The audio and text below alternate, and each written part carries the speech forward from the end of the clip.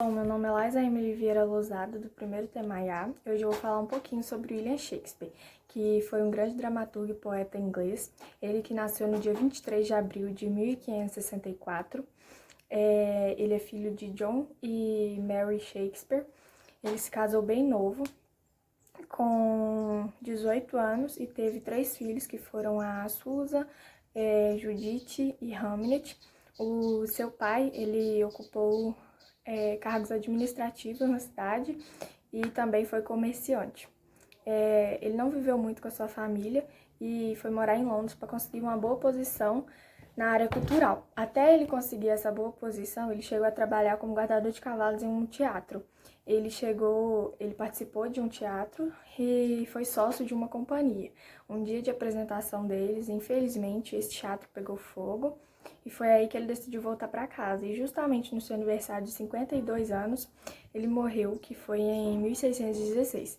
Ele produziu tragédias, comédias, poemas narrativos e sonetos. E eu vi também que nessa época os personagens que iam apresentar a sua peça recebiam apenas a sua parte, porque os autores dessas peças tinham medo com que eles vendessem antes que apresentassem. Foi daí então que surgiu essa ideia de papel.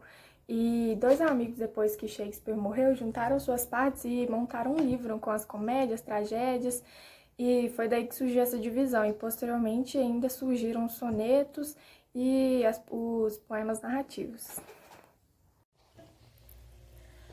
Oi, eu sou a Alice e hoje eu vim falar um pouquinho sobre as principais obras de William Shakespeare. Dentre elas se destacam Romeu e Julieta, Sonho de uma Noite de Verão, O Mercador de Veneza, A Megera Domada, A Noite dos Reis.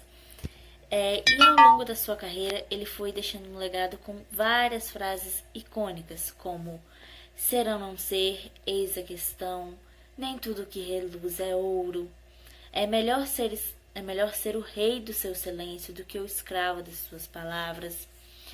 E a carreira dele foi dividida em 3 fases. A primeira fase, onde ele se dedicava a escrever peças históricas, tragédias e comédias. A segunda fase, onde ele se dedicava a escrever tragédias e comédias. E a terceira e última fase, onde ele se dedicava a escrever peças com um caráter mais conciliativo. Oi, eu sou a Jéssica Vitória de Castro Hermenegildo, da turma do primeiro Temaiá, e eu vou falar sobre a importância das obras de William Shakespeare e ele também no período do Renascimento. Em particular, da obra Romeu e Julieta, que foi uma importante obra shakespeariana que influenciou românticos de todas as nacionalidades, principalmente os ingleses, por assim dizer, embora que esses românticos negassem o perigo da liberdade excessiva.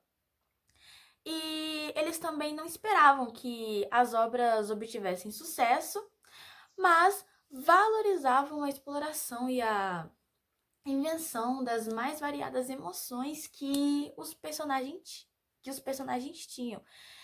Eles até consideravam que eles até mesmo pensavam que isso iria revigorar a cultura decadente que eles possuíam e que William Shakespeare iria representar a quebra da hegemonia da tragédia francesa na Europa e, como consequência, a tirania cultural exercida pela França. Além de que Shakespeare ajudou a compreender o período do Renascimento. Ele nasceu no final do período da Renascença, mas foi um dos primeiros a trazer o renascimento do núcleo de valores para o teatro. E, tipo assim, com isso, ele conseguiu mostrar que os monarcas eles possuíam emoções humanas e a capacidade de cometer erros, uma coisa que a população achava que a monarquia era perfeita, que não cometia erro nenhum. E William Shakespeare utilizou os seus conhecimentos de clássicos greco-romanos para criar as suas obras. E por conta disso, ele criou um diferencial entre os demais escritores, fazendo com que ele tivesse uma grande influência com relação tanto naquela época quanto nos dias atuais. Tanto é que essa influência, a importância dele é vista até hoje de uma forma muito ampla, pois as suas peças são as mais encenadas no mundo. E esse foi o nosso trabalho. Muito obrigada por ter assistido.